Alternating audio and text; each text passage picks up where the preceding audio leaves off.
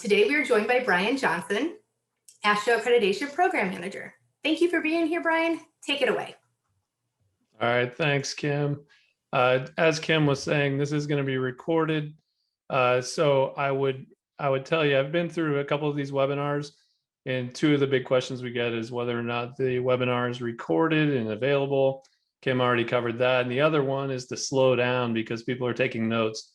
If you're thinking about taking notes, I'd like to encourage you not to today because I am going to go kind of fast through this stuff, but you'll be able to watch it later. So this is staying on track. And here we go. At least that's what I thought. Let's see. All right, here we go. Before we get into this presentation, let's look at how a laboratory gets accredited for a moment. Step one is the laboratory submits their application. That allows us a chance to see what the laboratory is interested in getting accredited for and what kind of assessments they'll need. Then the laboratory receives an assessment. Sometimes they get two if they're interested in concrete and soil and asphalt. They may have to have a CCRL assessment and a resource assessment. Then a lot of times those reports, especially the first time through, the report's going to include some nonconformities, and those need to get resolved before accreditation can be granted. But once we get all the preliminary documents from the laboratory about the accreditation application, initial accreditation review form, and the laboratory resolves all their nonconformities, the laboratory gets accredited. So that's a good time. Everybody's excited about that when they get their first accreditation. But then once the accreditation is in their hands, there is another step that they have to consider, and that's testing proficiency samples. So sometimes a laboratory is already enrolled in proficiency sample testing before they get accredited. But once they're accredited, that's when it's serious. So any low ratings could have an impact on the accreditation at that point. So then what? Well, laboratories established a quality management system to help them keep on track. Now, all that laboratory has to do is use that quality management system and keep up with all the things needed to maintain the accreditation. And that's what we're going to talk about today. So our goals today are to identify what most often leads to suspensions and define risk mitigation techniques to help avoid them. But what I really hope to accomplish today is to help you think about what you might do to take action after this webinar is over.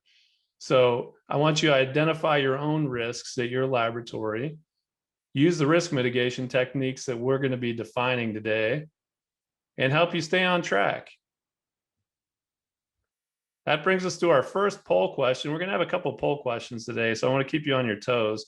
The question right now is, what do you think is the most common source of suspensions in our program? So we're going to leave this open for a little bit, see what people say. Looks like we're getting some participation.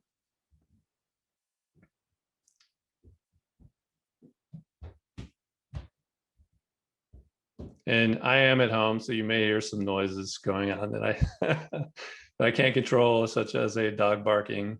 Looks like things are, we're still getting some results coming in, Kim.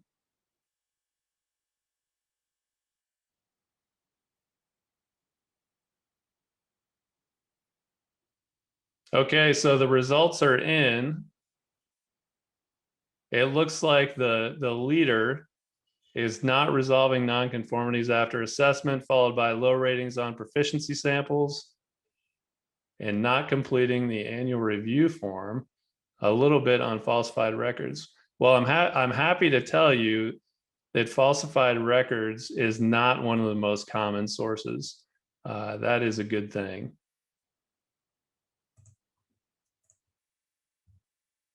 Now, this is going to surprise some of you, but the leader by a landslide in reality is actually low ratings on proficiency. Well, just proficiency sample issues, could be low ratings or other issues. So what I did with this data, I pulled all the information on current open files for suspended laboratories. and there were 287 open files. So this may be compounded a little bit because some of the laboratories had multiple proficiency sample suspensions, and some of the open files were follow-ups as well. So the number for proficiency samples may be slightly high because there is some duplication, but this is an accurate representation of what the main issues are for laboratories maintaining accreditation.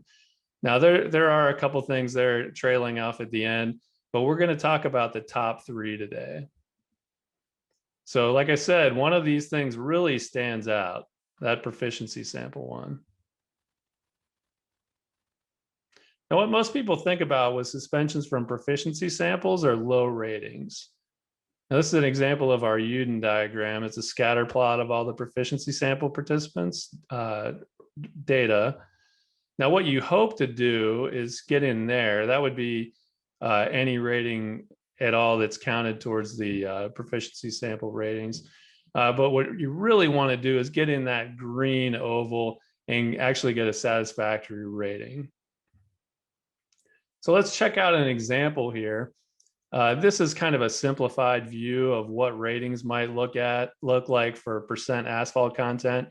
In this scenario, the laboratory received zeros, ones, and -1 on both samples in the sample pair for 2 years in a row. Now, this would actually result in a suspension for that standard. Now, as a reminder of what our proficiency sample scheme looks like, this is the model for what it looks like. So you can see that green zone in the middle. That's where most of the laboratory's data falls, anywhere between -3 and 3. That is a satisfactory rating. And then you have that cautionary area between the 2 and the -2. That is a low rating technically, but it is not suspension worthy. Once you get beyond that to the 0, 1, and -1, those could trigger a suspension.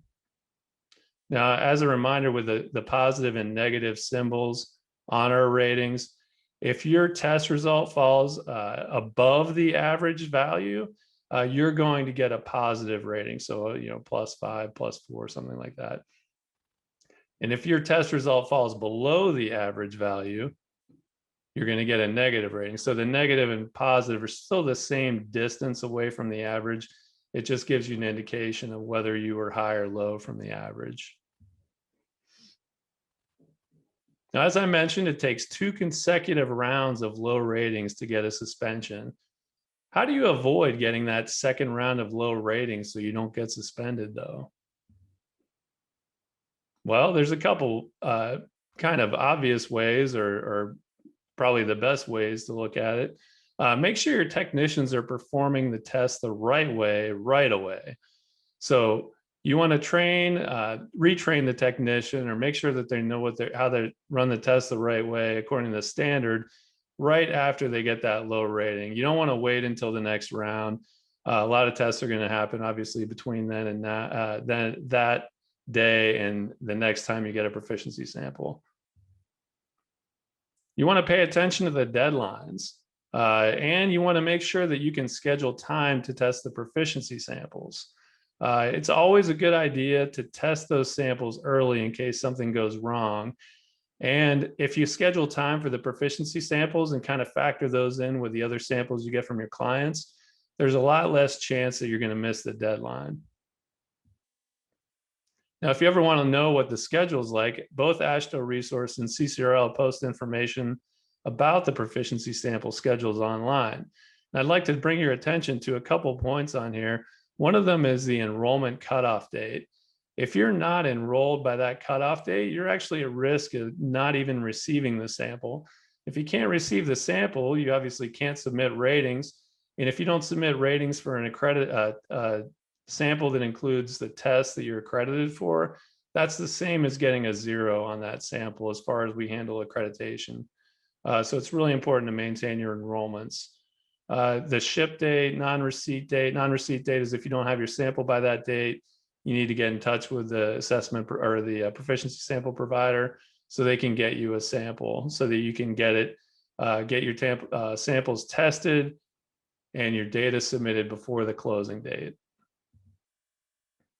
So what else can go wrong? We a lot of times people focus on the testing, but what happens is sometimes things happen between when that sample arrives and when it gets tested.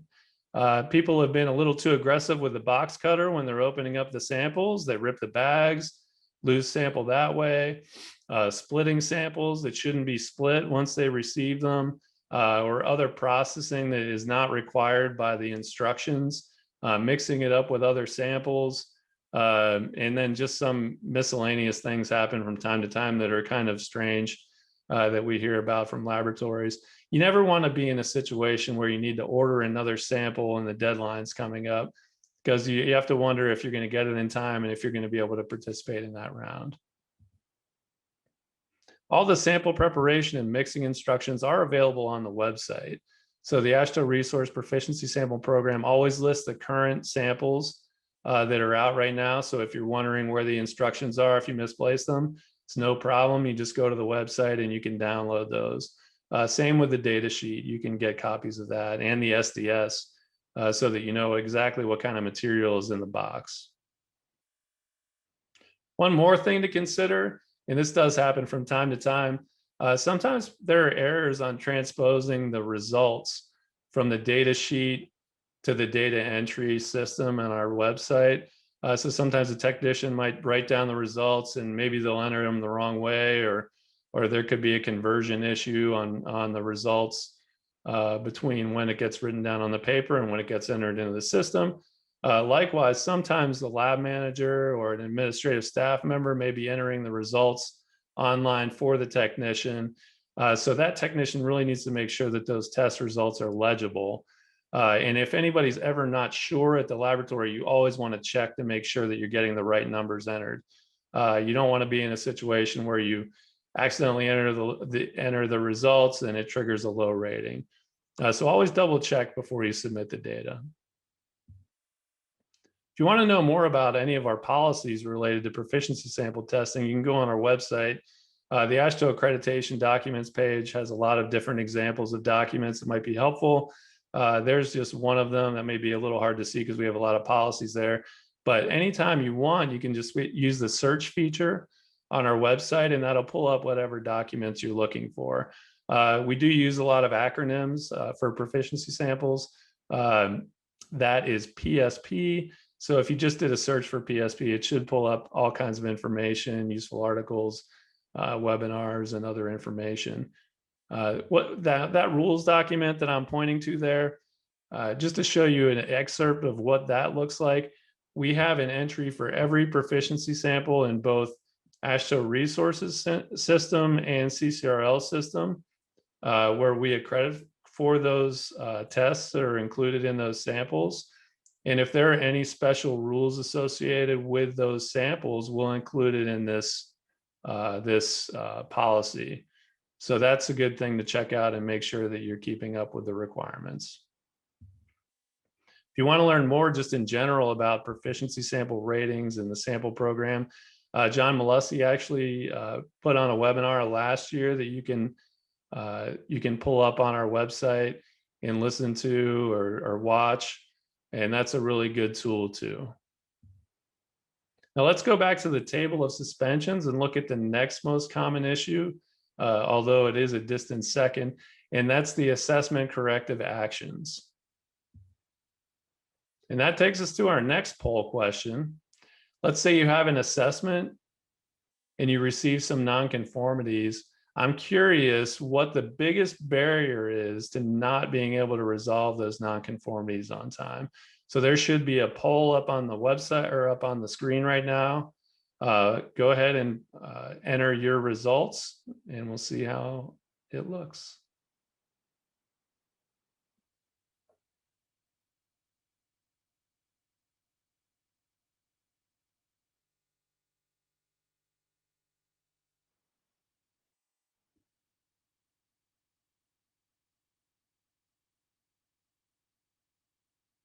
I also like these polls because I can see who's still paying attention.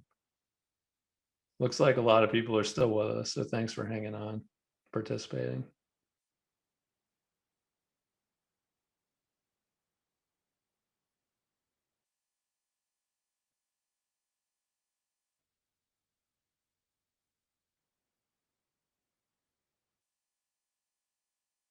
Okay, the results are in. This is interesting. So most people, the leader here is not sure how to resolve some of the nonconformities, followed by too busy with normal work to keep up with it. Difficult to schedule external services. I'm sure that is probably worse now than it was 2 years ago. And the least common one, difficult to get approval for actions I need to take. That is good. I'm glad to hear that that was the least common one, because that shows that at your laboratory, you've got a commitment to quality from management if you don't need to worry about getting special approval to take corrective actions. That's good. And I will say, as far as not being sure how to resolve some of the items, that is somewhere where we can help you a little bit.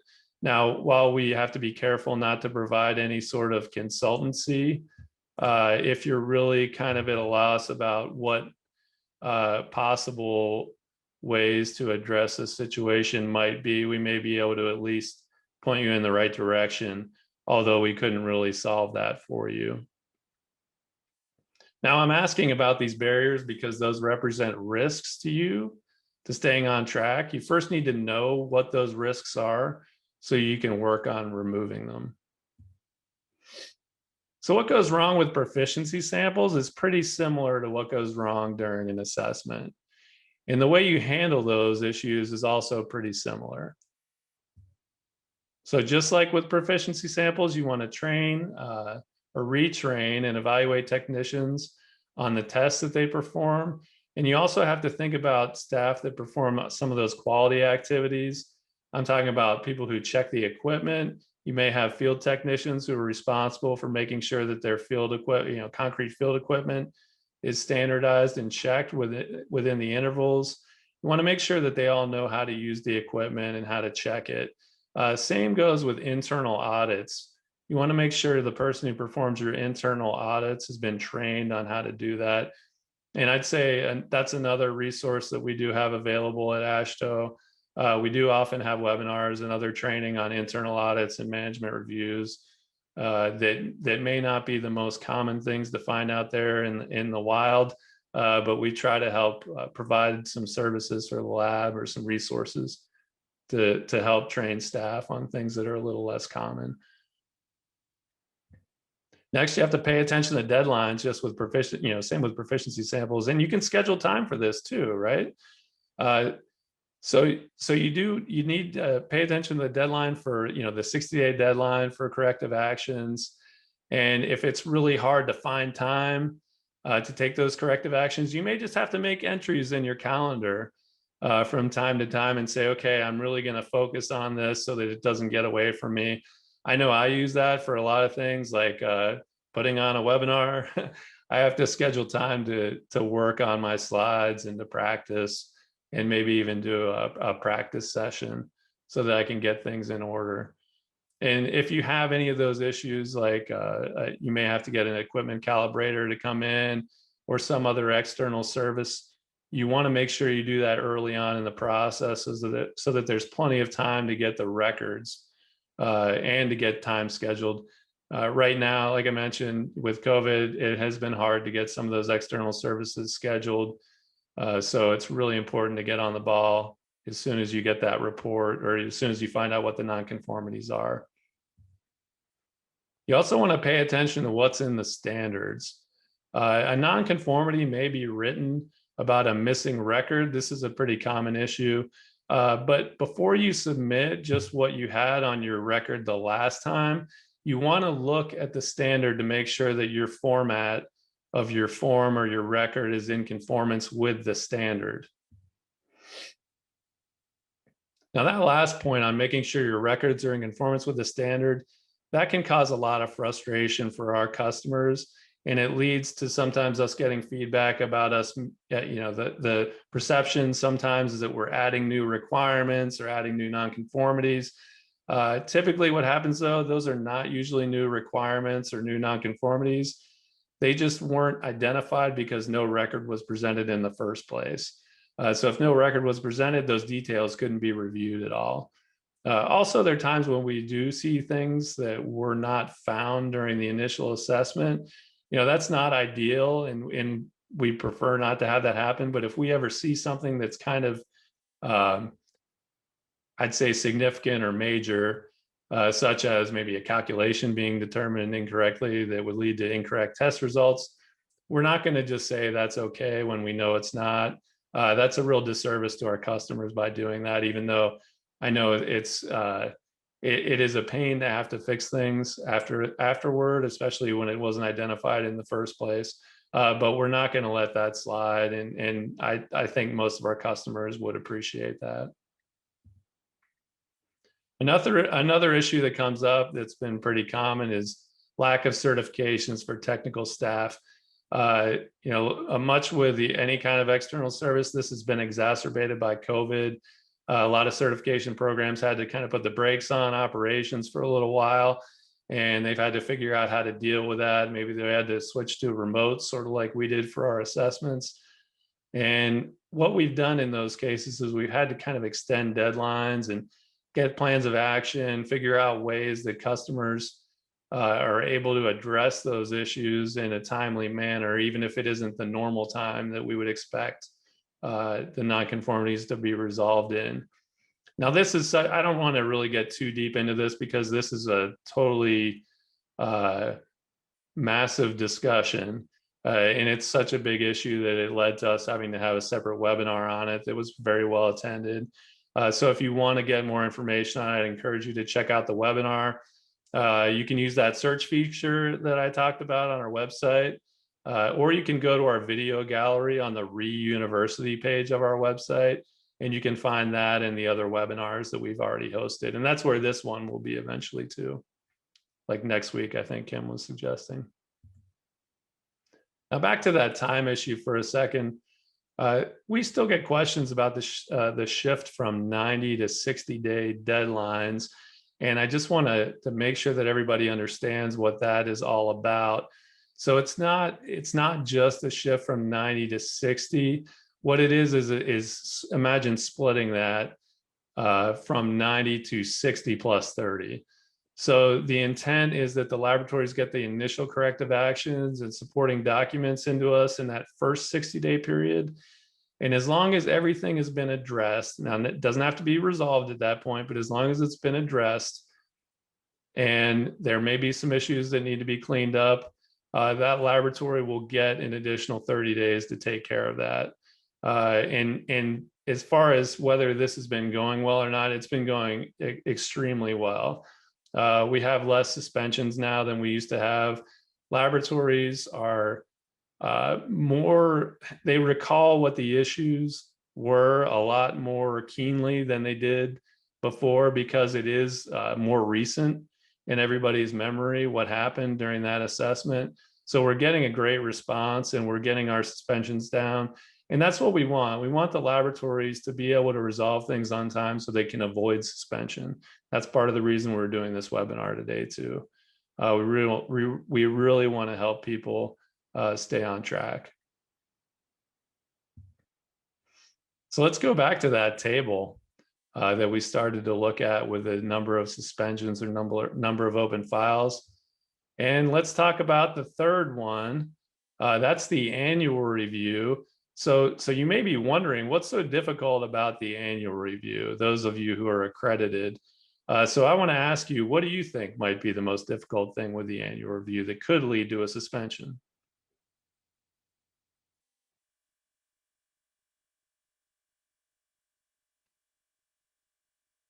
So we'll let some of these results roll in. The poll is open on the website or on your screen right now.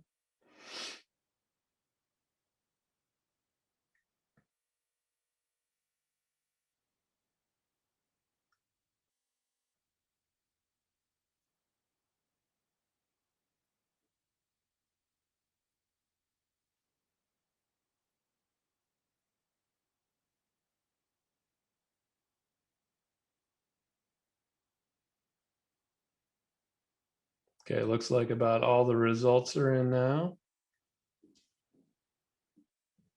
This is kind of what I figured we would get.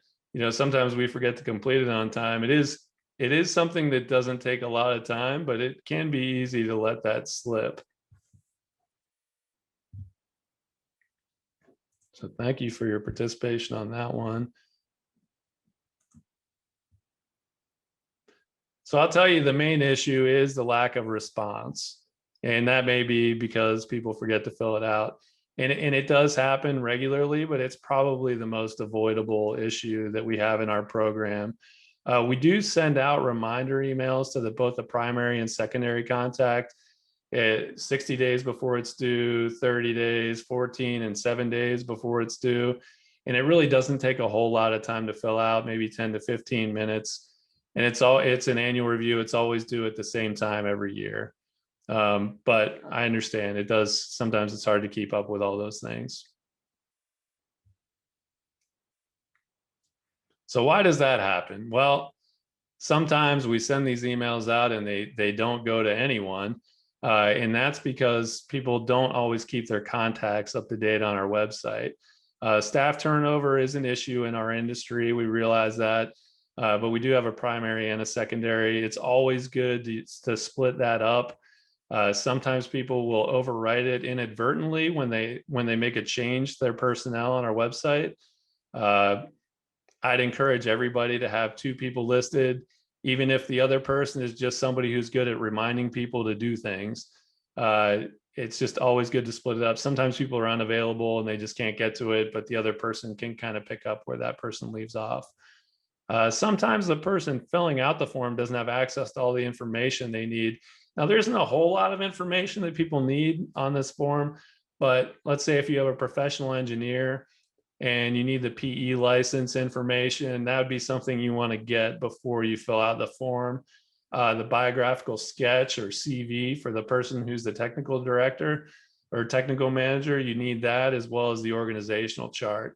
But other than that, it's kind of basic information about the laboratory, and it should be able to be filled out pretty easily. Excuse me. Now, the last thing is the organizational chart needs to be up to date and include all technical operational personnel, not just the people you want us to know about, or just not the people who are certified. It should include all technical operational personnel. And that means that it also doesn't need to include everybody who works there. Imagine a Department of Transportation and how many staff members are there. We don't need to see everybody. I mean, I've seen org charts before that go all the way up to the governor. That's obviously not something we need to see. We're just worried about the technical operational personnel of the laboratory. Now, one more thing about that organizational chart that I want to tell you about is that there are some standards such as ASTM C1077 and E329 that require a professional engineer to be in charge of technical operations. Or to continue with the train metaphor that I've been ignoring a little bit, the C1077 train doesn't run without an engineer. Now, one more thing about that engineer: if you do not have a PE, professional engineer, in charge of your laboratory, don't try to hire a consultant to fill that need. The program requires a full-time technical manager who's responsible for the laboratory's technical operations and is dedicated to that laboratory. A consultant is dedicated when you're paying them to be for the tasks that they're being paid to complete. This is not the same as having a full-time technical manager and dedicated employee handling that. I also wanted to mention that this issue comes up at ASTM quite a bit. In C9, it handles C1077, and it's been brought to our oversight committee through the appeals process. And the requirement has stood after all of that, and it continues to stand. So I don't really have an indication that that's going to change anytime soon. Now, I talked about those 3 issues that are kind of programmatic activities and how to avoid suspension, but I want to go big picture a little bit with you. The best way to avoid suspension and stay on track is to have it with your quality management system, is to make quality part of your quality mindset.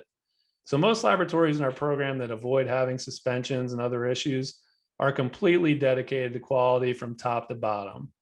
Ideally, the owner or top manager or management cares a lot about quality, and that trickles down to the rest of the employees on staff it could be through training, it could be just through leadership by example. or just kind of repeated messages about the importance of quality. However, sometimes what happens is that top management will end up hiring a consultant, or they may rely on a corporate quality manager to handle all the quality duties. While that model can be helpful and certainly useful, I'd say the laboratory's management, they can't just have that person be the one that cares about quality and is engaged in quality activities if that laboratory is going to have a quality mindset. The less management and staff are thinking about quality issues that the consultant or the corporate quality manager are thinking about, the farther and farther away quality gets from the mindset of the organization. And when quality is not part of that organization's mindset, they end up thinking mostly about operations. And if operations and quality are at odds with each other, I think we know who wins that argument. And it makes sense, right? You have to pay the bills, you have to keep the projects running on time, and you have to take care of the customers. But quality has to be part of that operational decision-making process if you're going to be successful in the long term. And of course, the hope is that everything we do is going to have quality in mind. That's the goal anyway. Now, I have to say that I've struggled with this at times myself, but we have quality so deeply ingrained in our organizational mindset here that I've developed this quality conscience that doesn't allow me to take a quick and easy path if I think that there's even a chance that something's going to go wrong down the line. Not that that makes me perfect. Believe me, I'm far from it. And I know none of us are perfect, and we don't really hope to be, but we do hope to keep making improvements along the way and develop that quality mindset. So how do we get there? You know, if you're rolling your eyes over the last couple slides, it's going to take some time and it might be a little painful. But if you're nodding your head and you say, yeah, I know exactly what he's talking about, maybe you're already there, or maybe you're on your way. And I would ask you especially to participate in this next exercise. So what I'd like you to do is use the chat feature and go ahead and try to answer this question in a few words. Really as many words as you want, but it's good to keep it short so we can see some different examples. So go ahead and open the chat. It should be on your screen. And in a few words, you could say, what can we all do to encourage a quality mindset in our organizations? So I'm going to see if I can open the chat up here and read off some examples.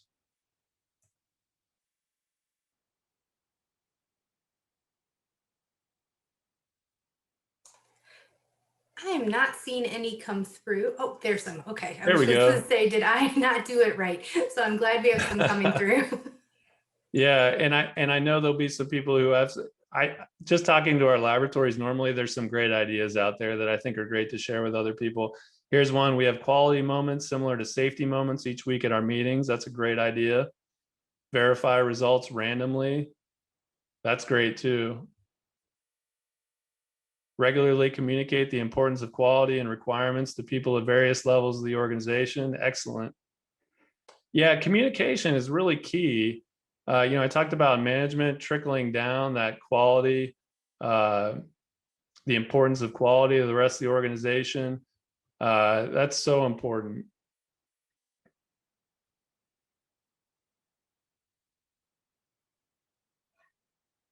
Yeah, reinforcement. Now I'll tell you one thing that's helped us a lot at AASHTO Resource is the change management process. That we implemented that kind of a little bit here and there for a few years. And the more we got into it, the more it's really helped us control the changes that we make and communicate those to everybody. Employee performance based on quality, not production. Coming from top management. Yeah, the message has to come from top management.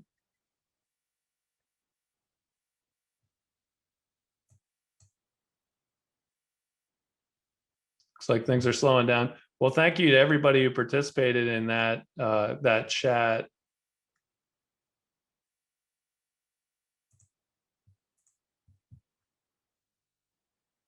All right, thanks. Okay, so let's circle back to the slide from the beginning. So I think we got a couple ideas of some things we can do here.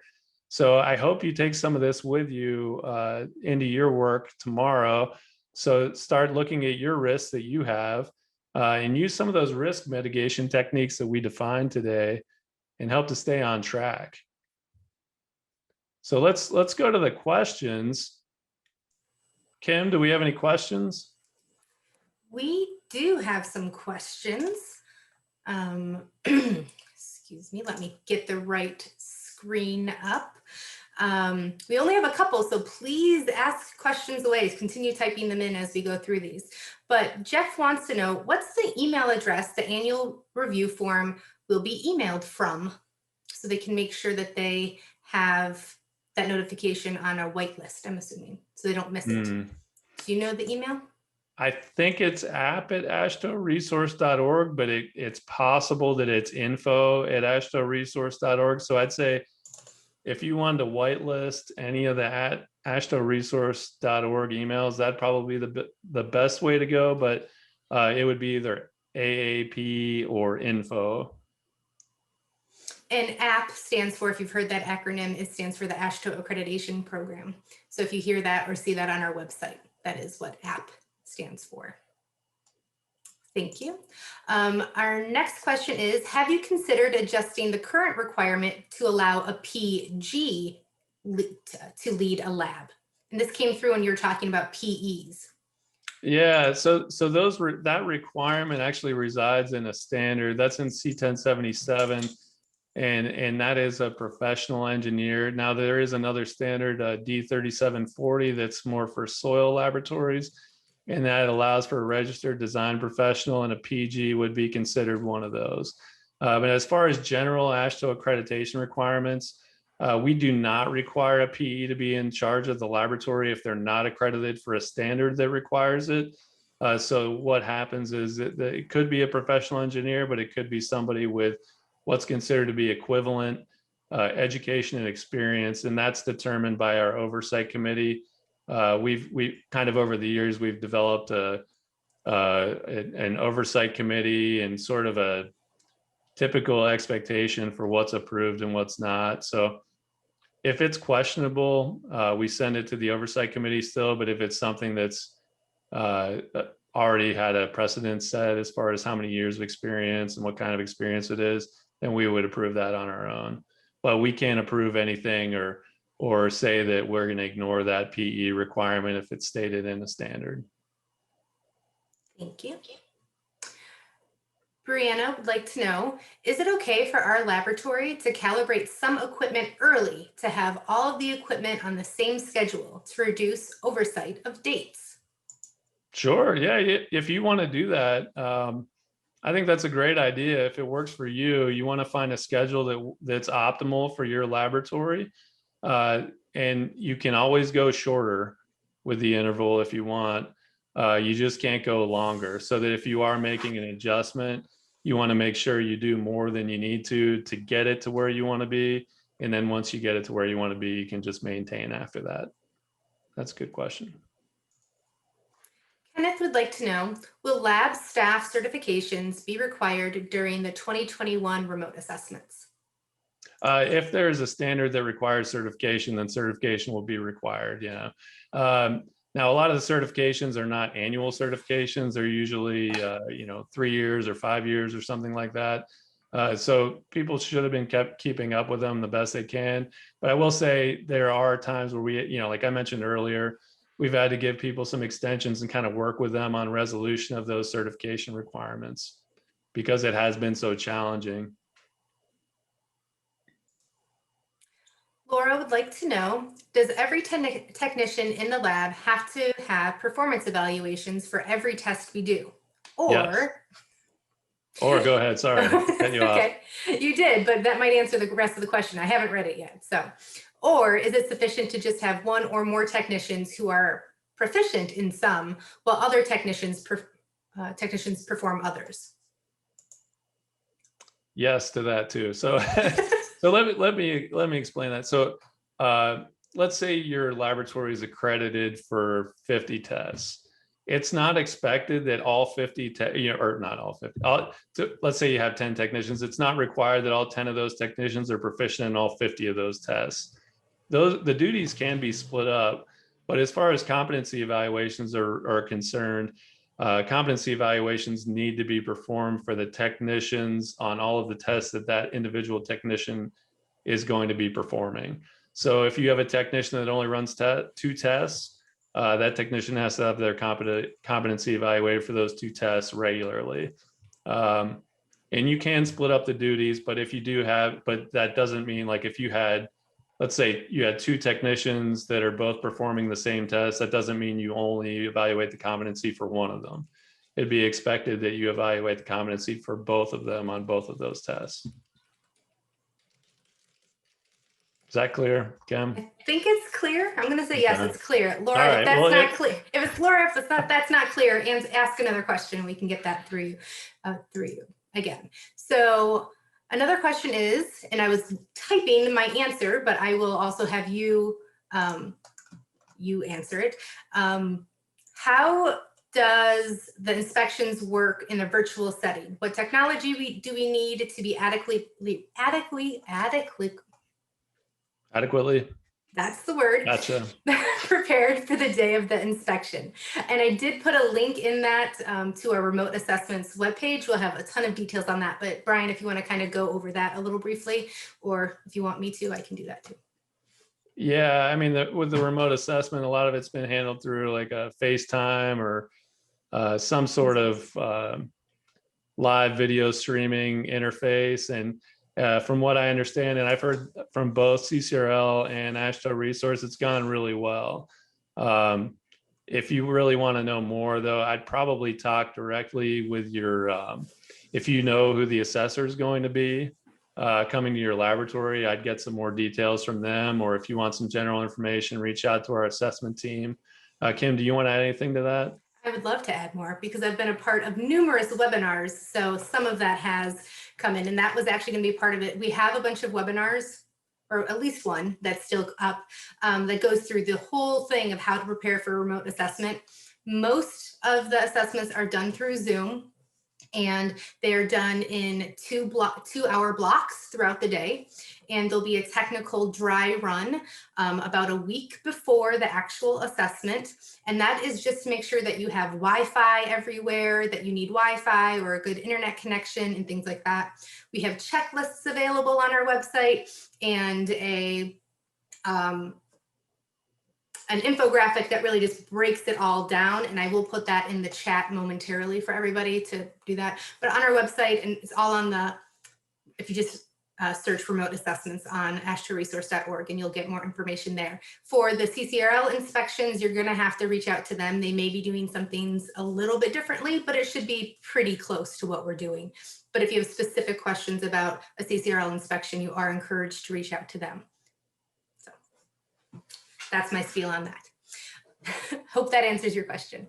Kyle wants to know what AASHTO's stance on COVID, where intervals for calibration, standardization, check, and maintenance may have been missed due to lab closures or employees having to work from home. Yeah, that's a great question, Kyle. It's understood that is probably going to be an issue for some people where they will have missed something in between. It doesn't mean that it's excused, though. So you may get a nonconformity on a report that indicates that you missed an interval, but the way we're handling it is we just know that that's an issue, so that when you send in your corrective action, if you say, we had some issues with COVID, this is what happened, we're going to say, okay, we understand. We're not going to expect you to make some big change to your quality management system to avoid that from happening, because it's not indicative of a quality management system issue. It's indicative of something you can't control. Much like any kind of natural disaster, laboratories have had hurricanes, there's an ice storm going on in Texas right now. Things are not always going to be going as planned, and we do understand that. Thank you. Kenneth would like to know, can a lab technician perform the competency evaluation for the technical leader if they're the only two doing the materials testing? Sure, yeah, definitely. That's a common question that we get because some people think that they can't evaluate a supervisor or manager, but chances are the technician can go through that standard and watch the manager run it just as easy as the manager can evaluate the technician. So yeah, you can definitely do that.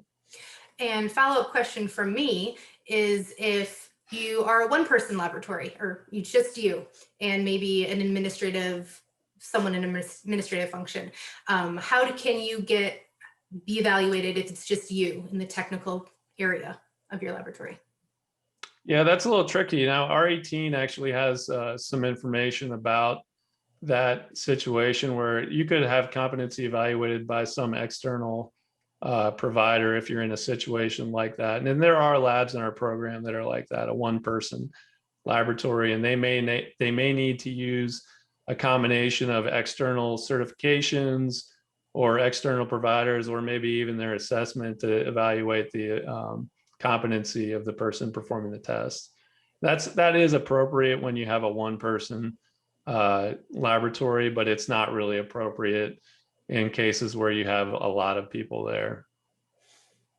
And do we have any guidance of that on our website? I was trying to go mentally through our policy and guidance documents. Is there anything about that, or no? If I just there is a something? document. Yeah, there's a document on differentiation between training and competency evaluation, but I don't know how deeply it gets into that particular aspect of it. Okay. Thank you. Danny would like to know, do Marshall molds need to be verified every year when they are rarely used? Yeah, they do. That's a very specific question. Yeah, they do. Anything that has an interval in the NR18 or in the standard has to be checked or standardized according to that interval. But yeah, that's an understandable question though, especially if you had something that's been sitting on a shelf for a year. You wonder, okay, well, what's the value of doing that? You still have to do it to keep up with the quality management system though.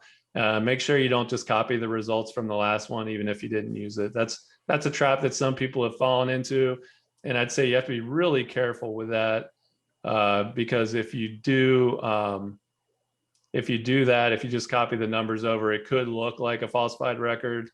So you have to be careful. Now, one other thing I'd say is that there are ways to extend intervals that you could follow. If you've established that there's been no changes over several checks or standardizations, you could extend the interval on your own. You just have to document that all in your quality management system though. I was going to bring that up and then I was like, wait, I don't know if I was right, but I'm glad that reinforced my knowledge of that too. So thank you. Laura said you answered her question correctly. So thank you, Laura. And Don would like to know, is it okay to submit the test results early and change/revise the results for the due dates? If so, how often as needed? And I'm thinking that's for proficiency samples, but it doesn't quite say. I think that's for proficiency samples. Yeah, I believe you can, I think you can amend your results. I think you just go into the normal interface to enter your results and you can enter them again before the sample round closes. But you really should try to avoid that whenever possible. If you do a good job checking your results before you submit your test results through the website, that's the way to go. And then you can kind of move on after that. All right, thank you. And Jeff, from the very first question, said that he had found the email, and it does come from app@ashtoresource.org. Oh, good. So, thank you. Thanks for clarifying that. Yep. So it's aap@ashtoresource.org if anybody else is looking for that. And then the last question we have right now is a follow-up question from Mackenzie. We re-accept our equipment by writing a note on the bottom. Is that acceptable? Can you read that again? Yeah. We re-accept our equipment by writing a note at the bottom. Is that acceptable? Perhaps going back to the question about the molds being checked every year, maybe? I'm just guessing if that's what you were talking about, Mackenzie. Yeah, and Mackenzie, do you mind adding to that to clarify? And I did want to specify, talking about those molds, I do believe you can also check them before each use as opposed to yearly, if that's, but I think that does have to be in your quality manual that that's what you do. Yeah, that is another, I guess that is another angle, is if you take it out of service, then you don't really need to check it. So that if, let's say, you do have a situation where you're just not using them, you could always take them out of service. Now, most people don't think about that because they don't know what is coming. You know, like you can't predict what your customers are going to ask you for. So it might be a little challenging to take things out of service and know when to do that and know when to put them into service. But if you have documented that you've taken something out of service, then it's not expected that you would have checked it while it's out of service. I think that might be what she's getting at with that question. Yes. Yes. Is And there a there's yes? Did we get a confirmation from Mackenzie? I think we did. And there's actually All right. all the questions that we have are about this. So this very specific question is a very hot topic, apparently. That's good. So yes, and somebody else I just asked as you were answering, could you just say you're going to check that equipment that's rarely used before the next use? So I think that's if that we were saying you could take it out of service or have that in your quality manual that you will check it every time. Is that? Well, the one thing I'd say is if you're having an assessment and you say that, I think that'd be kind of hard for the assessor to say okay to. That's true. Because if you don't have any equipment that's been checked or standardized, then I think they're going to write it up, and it would be expected that you are keeping up with that on at least one of the items since you're using it for the assessment and probably a proficiency sample. All right, I think that is all of the questions, and we are almost out of time. So if we didn't get to yours, or if you have more questions, you can email Brian directly. Yeah, feel free to email me anytime, and hang on because I have a couple slides left. Oh.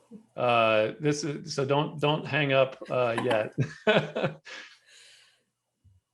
So there's my contact information if you want to reach out to me. bjohnson@ashtoresource.org. There's my phone number. Also, I want to remind you guys, we have the technical exchange coming up too, March 15th to the 19th. If you enjoyed this session today and you like the interaction, we really want to make an interactive program for the technical exchange when we're live and in person. It's extremely interactive, but even on a virtual platform that we're going to be using, we're going to do our best to make sure that it's engaging with it, whoever comes to attend. And next year, we're planning on being in Minneapolis in 2022 around the same time of the year for a live and in-person technical exchange. It's a great way to meet other people in the industry, other lab managers, technical people, technicians, our staff, and some of the sponsors and specifiers, vendors, all kinds of people. So it's a great event. Hope people can attend that. I also want to plug 3 more webinars we have slated for this year. We've got one coming up in May with Maria Kanaki. She's the Laboratory Assessment Program Manager. She's going to be talking about how to read standards. That may seem strange to some people who are really good at it, but people have questions about it all the time. For example, what's mandatory language? What's non-mandatory language? What's the scope mean? Precision and bias statements, all kinds of stuff like that. Then in August, we've got more about how to prepare for an AASHTO resource assessment.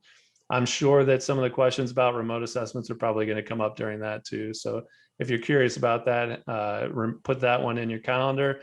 And then another, I'm sure this will be a popular one, proficiency sample programs. Anytime we have anything on proficiency sample programs, it's a hit. People love getting more information about it. It's a huge program, a worldwide program. We have a lot of participants and often a lot of questions. So check out those webinars, and like all of them, we'll record them and keep them on our website too. And then even when we don't have an event, connect with us. You can reach out to us, follow us on Twitter. I do want to plug our Twitter account. We do post a lot of useful information on there. A lot of our news goes on there. If you look at our news feed on our website, it's duplicated on our Twitter feed. So that's a good way to stay in touch on what's going on. And of course, I'm going to plug the podcast, which I'm the host of, along with my co-host and producer, Kim Swanson, who's also with us. We cover all sorts of topics related to construction materials testing, quality, issues that are relevant to AASHTO resource and CCRL. Check it out. You can find it wherever podcasts are found, Apple Podcasts, Amazon, any kind of those podcasts, or just on our website. And if you go to our website, we actually Kim does a great job putting useful links and other information that are relevant to those podcast episodes too. And I've been sharing some of the relevant ones in the chat today. If you didn't see those, you can kind of go and scroll through. But again, you can find the podcast information or the episodes on any podcast streaming service.